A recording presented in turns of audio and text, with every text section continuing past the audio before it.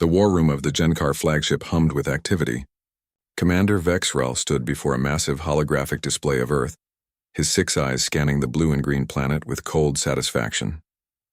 Behind him, rows of military officers sat at their stations, their scaled hands moving across control panels with practiced precision. They had waited 100 years for this moment. 100 years of preparation, study, and training. Today they would finally claim their prize. The hologram rotated slowly, showing Earth's major cities marked in red. New York, Beijing, London, Moscow, Delhi, Tokyo, São Paulo. Each one a target. Each one studied in exhaustive detail. The Genkar had dissected human civilization piece by piece, analyzing every war, every battle, every tactical decision humanity had ever made. Their military academies had spent decades teaching soldiers about human warfare, from the ancient spear formations of the Greeks to the tank divisions of World War II. Vexrel touched a control, and the hologram shifted to show genetic charts. The Genkar had even modified their own biology for this conquest. Standard Genkar soldiers came from a low-gravity world, but the invasion force had been bred specifically for Earth's heavier pull. Their muscles were denser, their bones thicker. They had trained in gravity simulators that perfectly matched Earth's conditions. Every soldier in the fleet could run, jump, and fight as easily on Earth as humans could. The commander's translator device chirped as he prepared to address his forces. 500 warships hung in formation beyond the viewport, their dark hulls bristling with weapons. Inside those ships, 300,000 soldiers waited for his orders. They were the finest warriors the Genkar Empire had ever produced, trained from birth for this single purpose. "Attention all forces," Vexrel began, his voice carrying across every ship in the fleet through quantum communication. "Today marks the culmination of a century of preparation. We stand at the edge of Earth's atmosphere, ready to claim this world for our empire. Our intelligence is perfect. Our weapons are superior. Our strategy is flawless." He paused, letting his words sink in. On the holographic display, data streams showed the current state of Earth's defenses. Military bases marked in orange, nuclear missile silos in yellow, major communication hubs in green. The Genkar knew where everything was.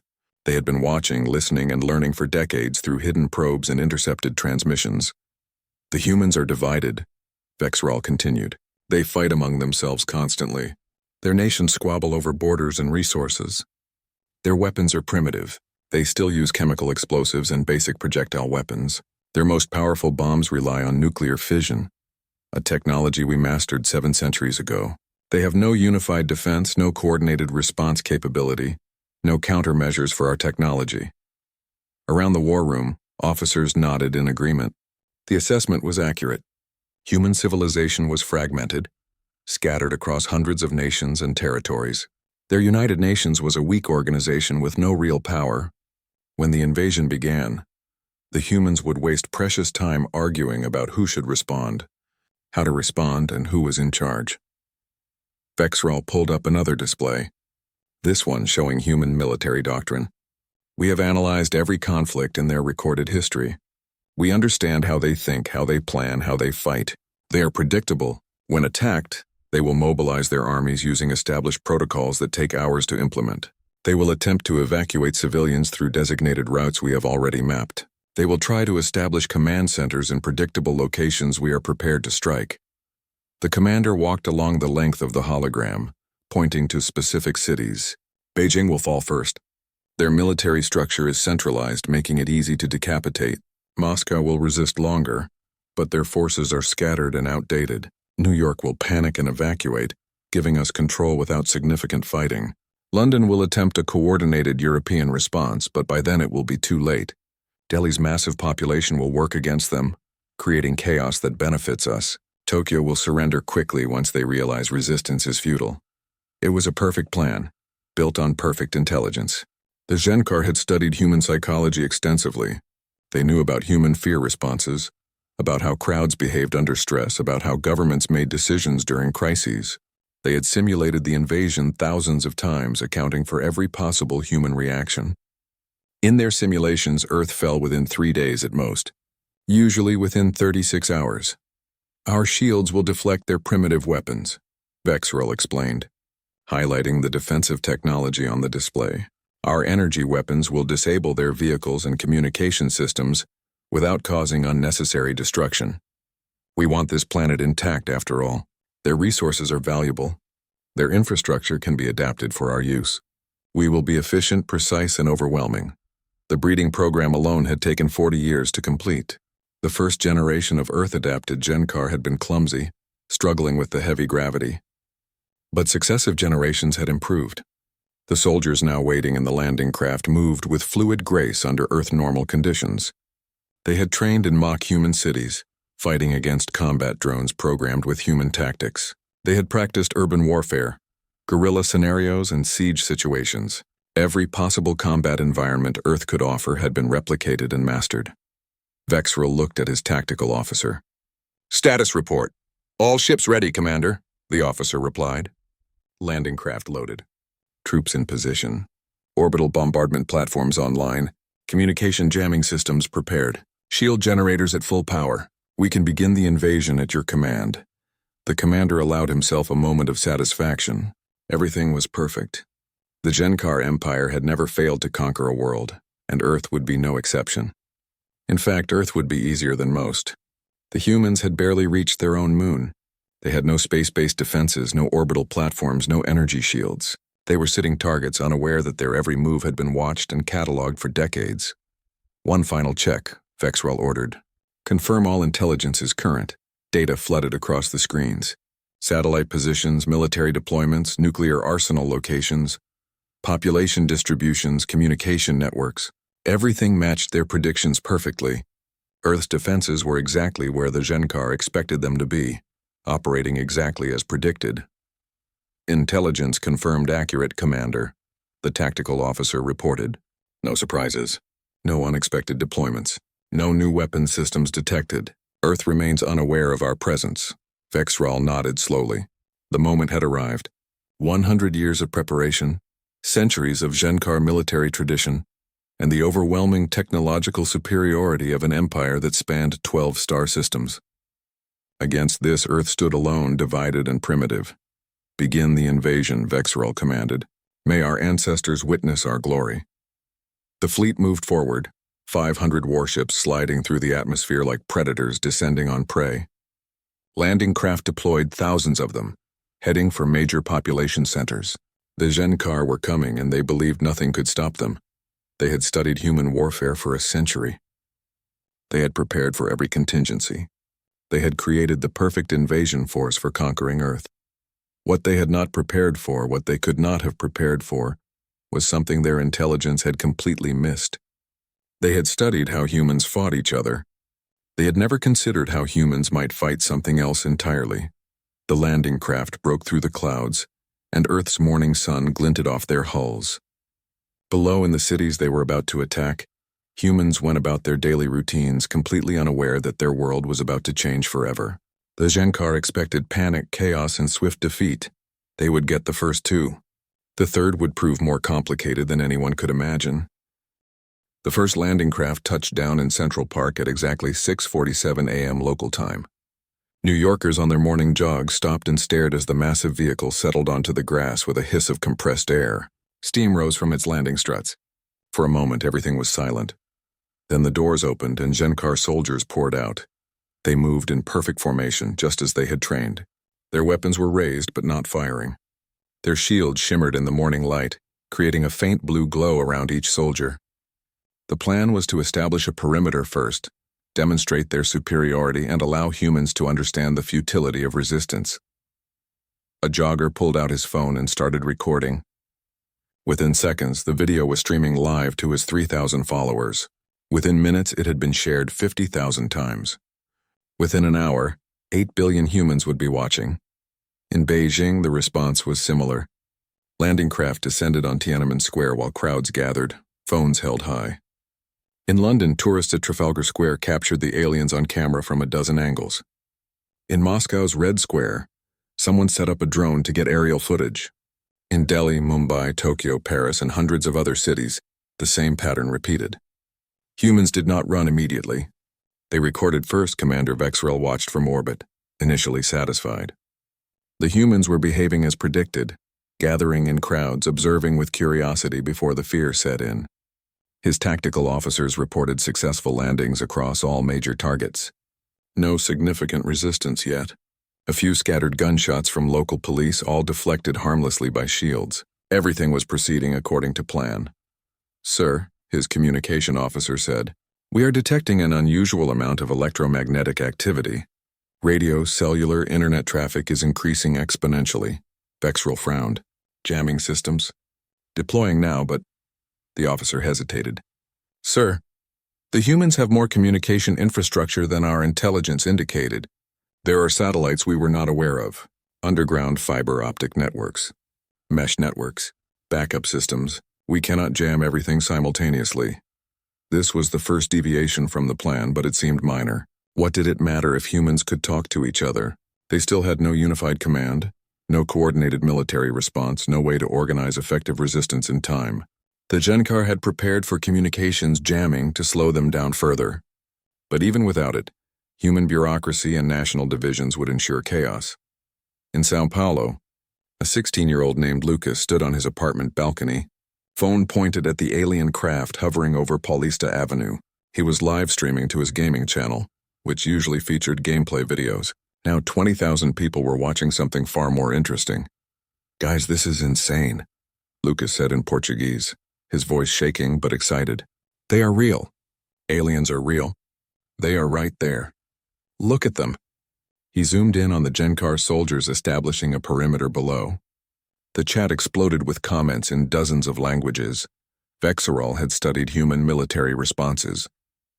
He had analyzed government emergency protocols. He had prepared for army mobilizations, missile launches, and air force scrambles. What he had not prepared for was 8 billion humans with cameras and internet connections, all watching the same event simultaneously, all talking to each other in real time. The first gunshots came from the expected sources. Military and police forces responding with standard weapons. Bullets pinged off Genkar shields exactly as predicted. The aliens advanced slowly, their energy weapons disabling vehicles and creating barriers. In New York, a line of police cars erupted in sparks as Genkar weapons overloaded their electrical systems. In Beijing, military transport trucks ground to a halt, their engines fried by directed electromagnetic pulses. "Attention, humans!" Vexrel's voice boomed from every landing craft, translated into local languages by their systems. "You are now subjects of the Genkar Empire. Resistance is futile. Surrender your weapons and await processing. Your governments will be contacted with terms of occupation. Comply, and you will not be harmed." In the war room, tactical displays showed the expanding perimeters around each landing zone, green circles growing larger as Genkar forces secured more territory. Humans were retreating as expected, falling back before superior technology. Some military units attempted to engage but were easily repelled. Nuclear nations were undoubtedly considering their options, but the Genkar had planned for that too. Orbital weapons platforms were locked onto every missile silo, ready to strike the moment launch preparations began. But something was wrong. The humans were retreating, yes, but not in the panicked route the simulations had predicted. They were moving with purpose, and they were still filming everything. Every movement the Genkar made was being recorded, analyzed, and shared globally within seconds. "Sir," the intelligence officer called out, "we are detecting coordinated communication patterns. The humans are sharing tactical information across multiple platforms, social media networks, encrypted messaging apps, amateur radio frequencies. They are documenting our positions, our equipment, our movements." "Irrelevant," Vexrel said, though doubt crept into his voice. "What can they do with that information? They have no unified command to act on it." He was right, in a way. Earth had no supreme military authority. No single government could command the planet's response. But what the Genkar had failed to understand was that humans did not need a command structure. They were building something else entirely. Something organic. Something their century of study had never revealed because it had never happened before in human history. In a Discord server originally created for a video game clan, 5,000 people were now coordinating. Someone posted the live stream from Sao Paulo. Another shared tactical analysis from a retired military officer in Germany. A teenager in South Korea contributed translations. A network engineer in California explained the aliens' communication frequencies. A physics professor in Canada theorized about their shield technology. This pattern repeated in thousands of online spaces. Gaming communities, social media groups, professional networks, academic forums, millions of conversations happening simultaneously, sharing information at digital speed. The humans were not organizing from the top down. They were organizing from the bottom up, and they were doing it faster than any military bureaucracy could ever move. In New York, a construction worker named Mike watched the Gen car advance from his 15th floor crane. He was on a video call with his union brothers across the city. "Those shield things," he said. "They stop bullets, but what about weight? What about physics?" "Only one way to find out," someone replied. In Mumbai, a 12-year-old named Priya sat at her computer, fingers flying across the keyboard. She had been teaching herself programming since she was 8. Now she was attempting something that should have been impossible. The alien communications were encrypted, but encryption could be broken. It just took time, processing power, and creativity. She posted her initial findings to a hacker forum. Within minutes, 36 experienced programmers joined her effort. In Tokyo, an elderly woman named Yuki stood at her window, watching the alien forces move through the streets below. She had survived World War II as a child. She had seen occupation before. She pulled out her phone and called her grandson, who called his friends, who called their networks. Information began flowing through Tokyo's dense population like electricity, through circuit boards. Vexrel stared at his tactical displays, watching the green circles of Genkar control expand steadily. But something felt wrong. The humans were too quiet, too organized, too calm. Where was the panic? Where was the chaos? Where were the governments frantically trying to coordinate responses? "Time since landing?" he asked. 8 minutes, 17 seconds, Commander. 8 minutes. In their simulations, human governments would still be trying to verify if the invasion was real. Military forces would still be mobilizing. Evacuation orders would still be processing through bureaucratic channels. Everything was ahead of schedule, and yet Vexeral felt uneasy. "Sir," the tactical officer shouted, "we are detecting movement in New York. Something large is falling from..." The transmission from the Central Park landing zone cut to static. On the orbital view, Vexrel watched in disbelief as a construction crane toppled directly onto a landing craft, crushing its shield generators under thousands of tons of steel and concrete. The shield flickered and died. Human civilians swarmed forward with improvised weapons. "What just..." Vexrel began. "Similar reports from São Paulo, Tokyo, London." Another officer interrupted. "Civilians are attacking with construction equipment, vehicles, industrial machinery. They are bypassing shields by using mass and momentum instead of projectiles." The commander stared at his screens in confusion. This was not in any simulation. This was not how humans fought wars. Where were the armies? Where were the governments? Why were civilians coordinating attacks without orders? "All forces, defensive positions," Vexrel commanded. "Prepare for..." Every screen in the war room suddenly displayed the same image. A human teenager smiling at the camera. Text appeared below in Genkar script.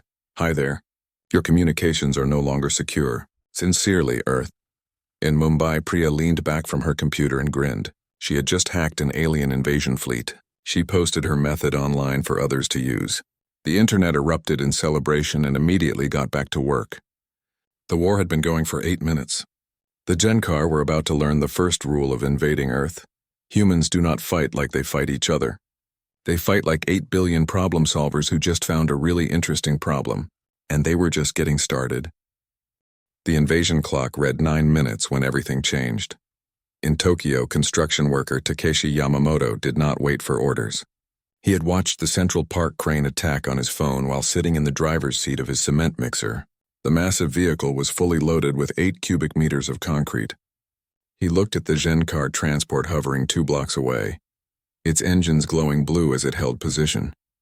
Takeshi put the truck in gear. "For Earth," he muttered and pressed the accelerator. The cement mixer rumbled forward, building speed.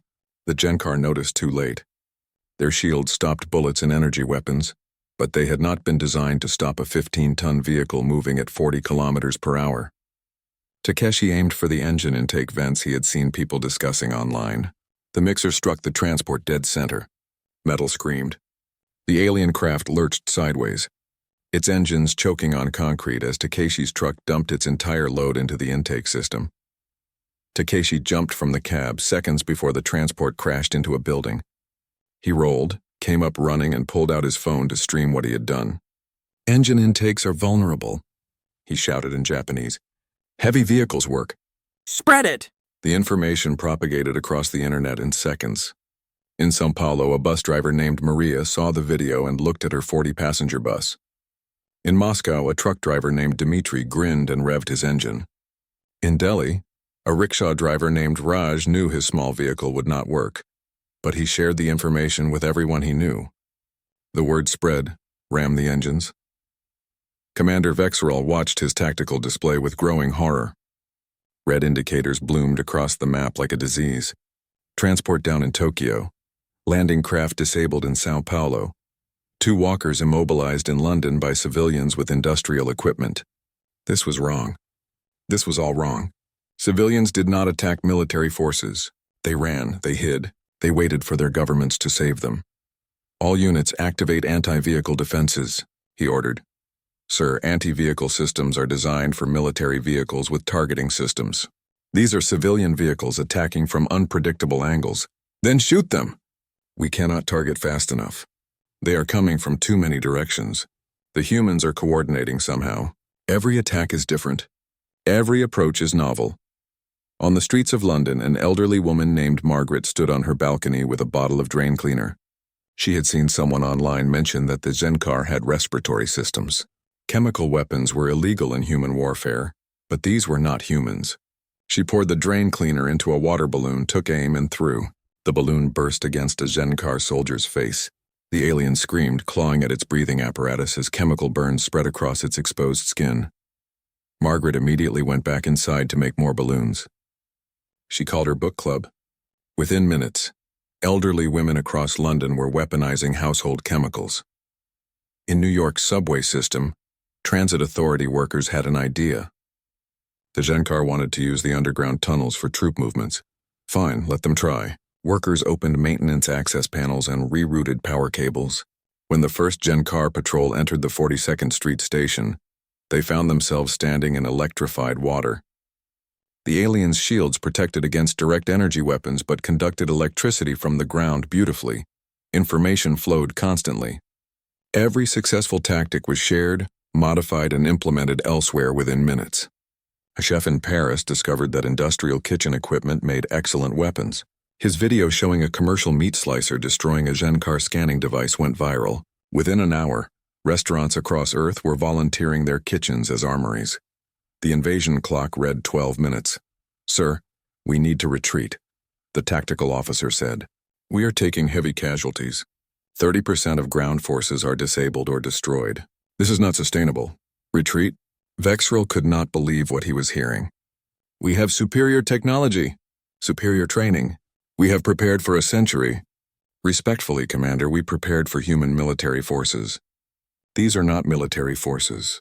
These are civilians using tactics we never simulated. They are improvising faster than we can respond." On the orbital display, more red indicators appeared. The Zenkar had expected human military bases to be their primary threats. Instead, the deadliest attacks came from unexpected sources. A teenage hacker collective had crashed the navigation systems of 3 landing craft. A flash mob in Rome had trapped an entire battalion in a dead-end alley. A man in Sydney had released a swarm of drones carrying paint, blinding sensors and cameras across the entire invasion force. In Mumbai, Priya was not finished. She had cracked the Zenkar communication codes and was now exploring their systems. She found something interesting. The alien shields ran on a specific frequency. She posted the frequency online with a simple message. "Disrupt this, maybe shields fail." Within minutes, radio operators worldwide began broadcasting on that frequency. The interference was not enough to bring shields down completely, but it caused them to flicker and weaken. Humans immediately exploited the weakness. Bullets that had bounced off before now penetrated during the flicker. Makeshift explosives that had been useless suddenly found their mark. The invasion clock read 15 minutes. Something else was happening that Vexerol's intelligence had never predicted. The Zenkar had studied human governments and militaries, but they had not studied human internet culture. They did not understand memes, viral videos, or collective online action. They did not know about the phenomenon where millions of humans could organize for seemingly trivial purposes. like saving a video game character or making a terrible movie #1 at the box office. Now, those millions were organizing to save their planet. A university professor in Oxford had an idea so ridiculous it might work. The Gencar walkers operated on AI systems based on the technical readouts Priya had shared. AI could be confused. The professor recorded a video explaining a logical paradox, the liar's paradox. This statement is false. If the statement is true, then it is false. If it is false, then it is true. It creates an infinite loop. He broadcast the paradox directly to a walker's communication system. The walker stopped moving. Its legs locked up. Its weapons powered down. The AI was caught in a logic loop, trying to process the paradox. The walker crashed to the ground. Broadcast logical paradoxes to their AI, the professor shouted into his phone camera. It works. Philosophy students worldwide suddenly became the most valuable people on Earth.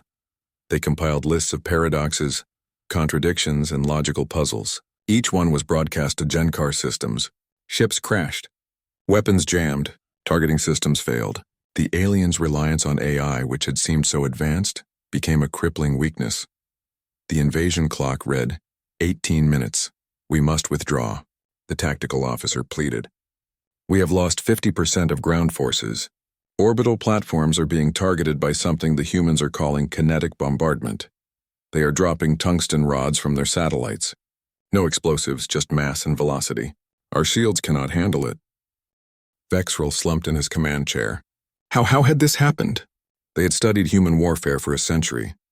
They knew everything about human military tactics, human weapons, human psychology, but they had studied how humans fought each other. They had never considered how humans might fight something else. They had analyzed wars between nations, conflicts over resources and ideology. They had never seen what happened when humans faced an external threat. They had never witnessed humanity's true nature. 8 billion individuals who could create, adapt, and improvise at frightening speed. The Gencar had prepared for human armies. They got chefs, teenagers, grandmothers, construction workers, and philosophy professors. They had prepared for military strategy. They got improvisation, creativity, and spite. They had prepared for fear. They got anger. In Nairobi, a veterinarian was using tranquilizer darts designed for elephants on Gencar soldiers. In Cairo, engineers were building EMP devices from spare parts. In Mexico City, a flash mob was using nothing but mirrors to blind alien sensors with reflected sunlight. In Singapore, someone had figured out that high-frequency sound made the Gencar nauseous. Every human who solved a problem shared the solution. Every weakness discovered was exploited globally within minutes. The Gencar were fighting not just humanity's militaries, but humanity's collective intelligence. The invasion clock read 21 minutes. Order full retreat, Vexrol said quietly. Get our forces off that planet now. Sir, the humans have taken control of several landing craft. They are learning to pilot them. Of course they were, because humans did not just defend. They learned. They adapted. They took what worked and made it their own. Retreat now, Vexrol roared. Before we lose everything. The Gencar forces began their withdrawal. Landing craft lifted off amid human attacks. Transports struggled into the air, many trailing smoke or missing pieces. The invasion that was supposed to take 3 days had lasted 21 minutes. The conquest that was supposed to be easy had become a disaster. As the last Gencar transport cleared Earth's atmosphere, humans in cities worldwide cheered. They had won not with advanced technology or military might, but with creativity, coordination, and the sheer bloody-minded refusal to give up that had carried humanity through countless challenges. Vexrol looked at his fleet. 500 warships had entered Earth's orbit. 488 were returning. 12 were destroyed or captured. 300,000 soldiers had landed. Fewer than 100,000 were coming back. The invasion clock read 23 minutes. The war was over. Earth had won. Commander Vexrol sat in the war room of his flagship as it limped away from Earth. The screens around him showed damage reports, casualty lists, and scattered footage from the surface. He forced himself to watch. He needed to understand what had happened.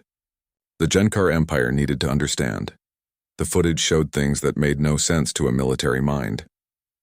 In Chicago, a grandmother had defeated a Gencar soldier using nothing but a cast-iron frying pan and what humans called the element of surprise. The soldier had been trained for a century. The grandmother had simply swung harder than he expected at an angle he did not anticipate. In Berlin, a group of teenagers had trapped an entire patrol using parkour, leading them through a building the kids knew intimately, straight into a basement that they then sealed shut. Compile everything, Vexral ordered. Every engagement, every defeat, every tactic they used. The Empire must learn from this. His officers moved to obey, though their movements were slow and defeated. They had been so confident. Now they understood they had never had a chance. The tactical officer brought up a map of Earth showing attack patterns. Sir, look at this. No central coordination, no unified command. It was chaos, but organized chaos. How is that possible? Vexral studied the map. The officer was right. Attacks had come from everywhere in every form with no apparent pattern. Yet somehow it had worked. Somehow 8 billion individuals had functioned like a single organism, each cell working independently but toward the same goal. Play back the timeline, Vexral said. From the beginning, the footage started at minute 0, landing craft descending. Humans stopping to watch. Many pulled out communication devices. The first humans to fight back were, as expected, military and police. Standard response manageable, then minute 3. A construction worker in Tokyo drove a cement mixer into a transport. No orders, no training. Just improvisation, and immediately he shared what he had done with everyone. There, Vexral said. That is when it began. Not the attack itself, but the sharing. He told everyone what worked. The footage continued. Minute 4. Coordinated civilian attacks began worldwide. Not because anyone ordered them, but because someone had shown it was possible. An old woman with chemicals. A chef with kitchen equipment. A programmer with nothing but a computer. Each one saw a problem and created a solution, then gave that solution to everyone. They weaponized information, the intelligence officer said, understanding dawning, not as intelligence for military operations, but as a tool for the entire population. Every person became both soldier and strategist. Vexral nodded slowly. The Genkar military structure was hierarchical. Orders flowed from the top down. Soldiers waited for commands. Intelligence went through proper channels. It was efficient, organized, and predictable. The humans had no structure at all, and that made them terrifyingly effective. Minute 5. A 12-year-old child had hacked their systems. A child. The Genkar had the best encryption their empire could produce, and a human child had broken it in minutes using something called crowdsourced computing, where thousands of machines worked on the problem simultaneously. Sir, there is something else, the communications officer said hesitantly. In analyzing their internet traffic, we found something disturbing. The humans have been doing this for years. Doing what? Organizing online for collective action. Not for war, for trivial things. There are documented cases of millions of humans coordinating to save television shows from cancellation, to change the results of online polls, to help strangers across the world with problems. They have been practicing this kind of mass coordination, and we never noticed because it seemed unimportant. Vexral felt cold. The Genkar had studied human wars, but they had ignored human peace. They had analyzed military exercises, but dismissed civilian activities. They had never considered that humans arguing about movies online were developing the exact skills needed to defeat an invasion. The footage reached minute 6. The experimental weapons appeared. Railguns, directed energy weapons, kinetic bombardment. The humans had been hiding their best technology, never using it in their wars against each other. Why, bring up human military doctrine, Vexral ordered. Their actual doctrine, not what they demonstrate. The files appeared. The intelligence officer paged through them. Sir, this is interesting. Many of their nations maintain secret weapons programs. They develop technology but do not deploy it unless absolutely necessary. They hide capabilities from each other. They hide capabilities from each other, Vexral repeated. The implications were staggering. Human wars were not humanity at full strength. They were humanity holding back, fighting with one hand tied behind their collective back. Because revealing everything would make their human enemies too dangerous. Against the Genkar, they had revealed everything. Every secret weapon, every hidden technology, every experimental system that had never been field tested. The invasion had not faced human military capability as the Genkar understood it. It had faced human military capability with all limits removed. Minute 7. The philosophy professor had used logic itself as a weapon.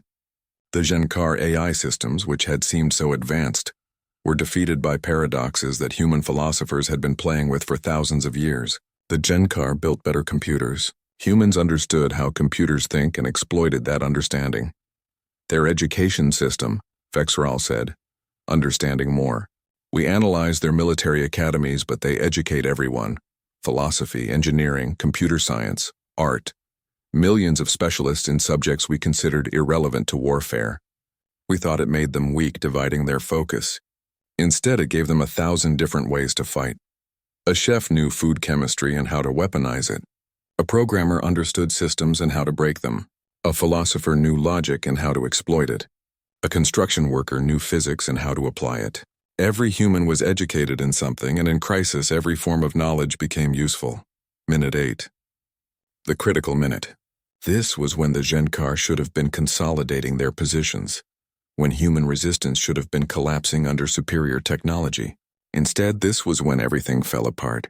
Because by minute 8, every human on Earth knew what was happening and what worked. By minute 8, 8 billion minds were focused on the same problem. The Genkar had 300,000 soldiers, each trained for a century. Earth had 8 billion humans, each capable of learning and adapting in minutes. The math was simple once you understood what you were fighting. Sir, there is more. The tactical officer said. We found discussions online. Many humans are saying we were lucky. Lucky? We were destroyed. Yes, sir. But they are saying we were lucky we attacked Earth now. Not in 50 years. Not in 100 years. They are saying humanity is young, just beginning to reach space. They are saying we caught them at their weakest. Vexral stared at the officer. Humanity's weakest? This was humanity weak? Divided, earthbound with primitive technology by galactic standards, and they had crushed a prepared invasion force in minutes. What would humanity be like when they were united? When they had spread to other planets? When they had developed for another century? They are also discussing something called a space program, the officer continued. Apparently, they have been planning to expand beyond Earth. They have colonies in planning stages. Missions to other planets. They were already looking to the stars, sir. We just gave them a reason to hurry. The commander looked at the retreating Earth on the main screen. The blue and green planet that had seemed so vulnerable now looked different. It looked like a nest of something dangerous that they had poked with a stick. It looked like the home of something that should not be provoked. One more thing, sir, the communications officer said. We intercepted a broadcast. Human news networks are already arguing. Arguing about who gets credit for the victory. The Americans claim their kinetic weapons were decisive. The Chinese say their electronic warfare was critical. The Europeans point to their civilian coordination. The Indians say their hacker broke the codes. Every nation wants to claim they saved Earth. Despite everything, Vexral almost laughed. The humans had just fought off an alien invasion, working together perfectly, and immediately returned to arguing among themselves. Within hours of victory, they were already back to their usual conflicts. But that was the terrifying thing. The Genkar had counted on human division. They had studied human conflicts and seen weakness. They had been wrong. Human division was not weakness. It was like a safety mechanism. Humans fought each other because they could afford to. They competed because there was no external threat forcing cooperation. But when something from outside threatened them, they united instantly and completely, then returned to their arguments once the threat was gone. It meant humanity was never at full strength until they needed to be. It meant their conflicts were practice, not weakness. It meant they were always holding back, always capable of more, always ready to surprise anyone who mistook their internal competition for inability to cooperate. Begin compilation of a full report, Vexral ordered. Include everything. The Empire must understand what we faced here. What should we call them, sir? In the report? Vexral thought about that. The Genkar had been calling them humans, and species name from their scientific classification. But that was not what they were. Not really. These were not just another species, another primitive race to be conquered and absorbed. Call them humanity, Vexral said. That is what they call themselves when they act as one. And that word should terrify the galaxy. The last Genkar ship disappeared from Earth's orbit 6 hours after the invasion began. In cities worldwide, humans celebrated. They danced in streets littered with debris. They embraced strangers who had fought beside them. They raised phones and cameras to the sky, streaming their victory to the world. In Tokyo, Takeshi stood beside his destroyed cement mixer, shaking hands with hundreds of people who came to see the truck that had started everything. In Mumbai, Priya found herself surrounded by reporters, uncomfortable with the attention but proud of what she had done. In London, Margaret served tea to her book club, which had expanded to include several alien soldiers who had surrendered and now sat nervously in her living room, unsure what to expect from these fierce humans who had defeated them with household chemicals. The United Nations called an emergency session. Representatives from every nation gathered, ready to coordinate Earth's response, to organize the defense, to manage the aftermath. They arrived to find that the crisis was already over. Humanity had not waited for government action. They had acted first and would sort out the politics later. Need to determine who was in charge of the defense. Effort, the Secretary General began. Everyone was in charge, the Chinese representative said, and no one. It just happened. That is not how international response works, someone protested. It is now, someone else replied. The meeting devolved into the expected arguments. Who had contributed most to the victory? Who deserved credit? Who should lead Earth's defenses going forward? The questions were important, but humans being humans, they could not agree on answers. By the third hour, the session had broken down into the usual political disagreements. Outside the UN building, a reporter interviewed a street vendor who had fought off 3 Genkar soldiers with nothing but a cart full of hot coffee and quick thinking. What do you think about the governments arguing about who saved Earth? The reporter asked. The vendor laughed. Let them argue. We know who saved Earth, we did, all of us. Every person who did something, anything. The governments can argue about credit. We will be ready if the aliens come back. That sentiment echoed across the planet. Humans celebrated for about 6 hours, argued for about 6 more, then got back to normal life. They went to work. They attended school. They complained about traffic and weather. Earth had been invaded by aliens, humanity had won in minutes, and now everyone had bills to pay. But something had changed. In every city, people looked at the sky differently now. They knew they were not alone in the universe. They knew there were threats out there, and they knew they could win. Military bases worldwide analyzed the captured Genkar technology. Scientists studied the alien ships. Engineers reverse-engineered their weapons. Within days, humanity had learned more about advanced technology than they had in the previous century. The Genkar had given them an incredible gift, though not the one they intended. We should prepare for them to return, a general said in a Pentagon briefing. They will not return, a CIA analyst replied, reading through translated Genkar communications. Look at these transmissions. They are terrified, not just defeated, terrified. Commander Vexrel sat in his quarters composing his final report. The trip home would take years. The Genkar Empire needed to know what had happened, needed to understand the danger they had awakened. He began to write, "To the High Council of the Genkar Empire, this is Commander Vexrel, commanding officer of the Earth Invasion Force, submitting final report on Operation Conquest." He paused, gathering his thoughts. How did you explain complete and utter failure? How did you convey the terror of facing something you did not understand? Abort all plans for Earth, he wrote. Mark the system as forbidden territory. Approach is not recommended under any circumstances, he continued, his claws clicking against the console. We prepared for a century. We studied their history, their wars, their weapons. We understood their technology. We knew their military capabilities. We were wrong about everything that mattered. We studied how humans fight each other. We did not study what humans are. They are not warriors. They are problem solvers. Every human is educated, trained to think, encouraged to question and create. Their society rewards innovation, celebrates creativity, and teaches cooperation alongside competition. When we invaded, we faced not 300,000 soldiers, but 8 billion individuals, each capable of adapting, learning, and sharing knowledge at speeds we cannot match. They have built a civilization on information sharing. Their internet is not just communication. It is a collective intelligence that activates in crisis. They weaponized everything. Their infrastructure became weapons. Their communication became coordination. Their creativity became tactics. Even their children participated, using skills they developed for entertainment to break our systems. We trained for a century. They adapted in minutes. We brought superior technology. They brought superior creativity. We brought overwhelming force. They brought overwhelming spite. The humans have a saying, necessity is the mother of invention. Under threat, they invent at frightening speeds. They take whatever they have and make it work. A cement mixer becomes an anti-aircraft weapon. A frying pan becomes a tool of war. Logic itself becomes ammunition. We thought we understood human psychology. We studied their fear responses, their crowd behaviors, their decision-making under stress. We were wrong.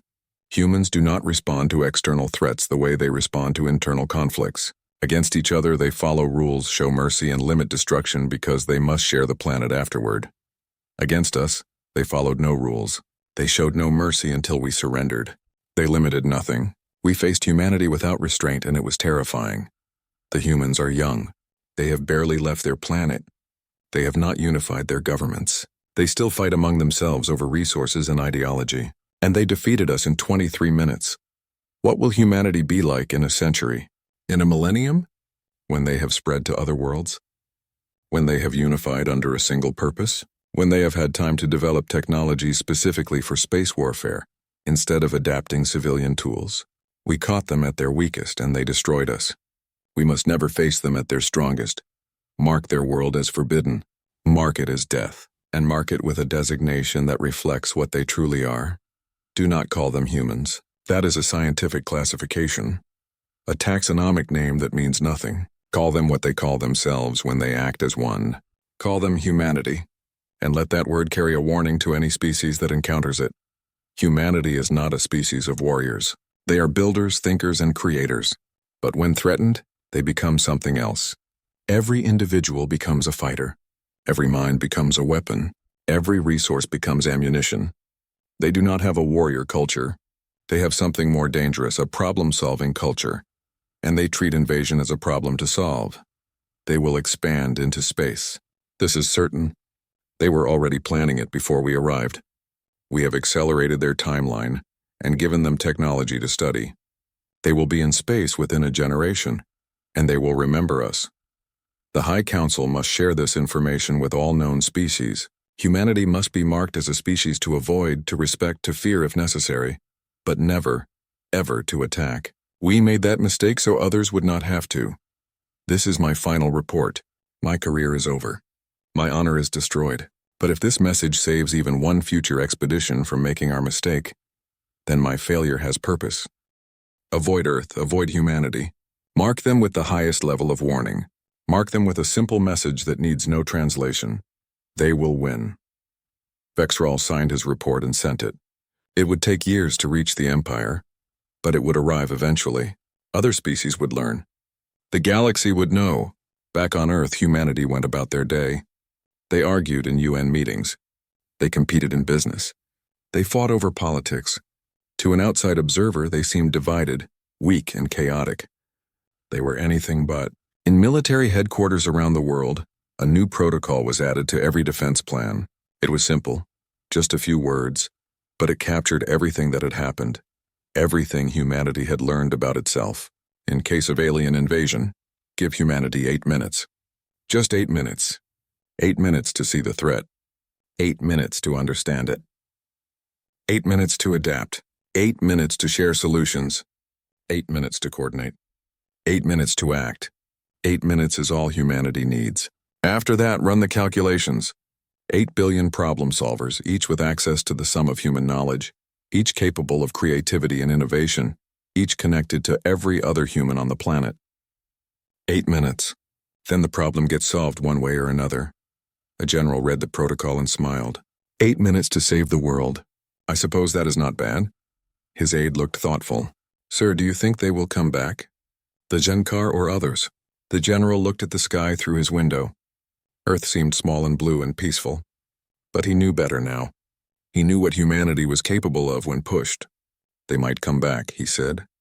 But they will never make the same mistake twice. They thought we were prey because we fight among ourselves. They did not understand that we fight among ourselves because we can afford to.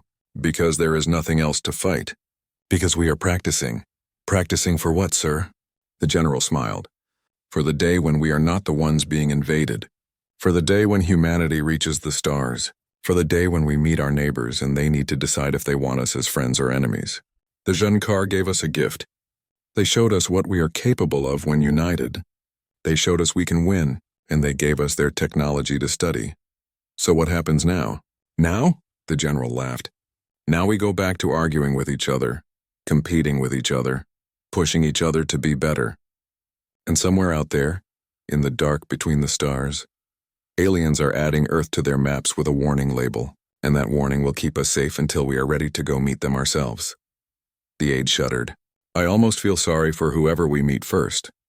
Do not, the general said. Humanity learned an important lesson today. We learned we can survive anything, overcome anything, achieve anything as long as we work together. And we learned that when we need to, we can work together. That is the scariest thing an alien species could possibly learn about us. He turned from the window. Send a message to all allied nations. Share all captured Jenkar technology. Start reverse engineering everything. Begin training programs for space-based defense. And start designing ships because in 10 years, maybe 20, humanity is going to the stars. Sir, should we not wait? Make sure they are not coming back? The general shook his head. They are not coming back. They learned their lesson. They spread the word. Earth is off limits now. We are safe because we are terrifying, and now it is time to see what we can accomplish when we are not fighting for our lives but reaching for our dreams. He smiled at his aide. Humanity wins. That is what they will tell each other out there in the galaxy. Humanity always wins, and they will be right. Not because we are stronger or smarter or more advanced, but because we never stop trying, never stop creating, never stop adapting. We are humanity, and that means something now. Outside, Earth kept spinning. Humans kept living. Children played in parks where landing craft had crashed. Vendors sold souvenirs made from alien wreckage. Artists painted murals of the invasion. Life went on, because that is what humanity does. They adapt, they overcome, and they continue. Somewhere in the darkness between stars, the message spread. Species traded warnings. Governments updated their maps. Military planners revised their strategies. All around the galaxy, one truth became known. There is a small blue planet in a quiet solar system. There is a species there called humanity. Do not attack them. Do not threaten them. Do not make them unite against you. Because if you do, you will learn what the Jenkar learned.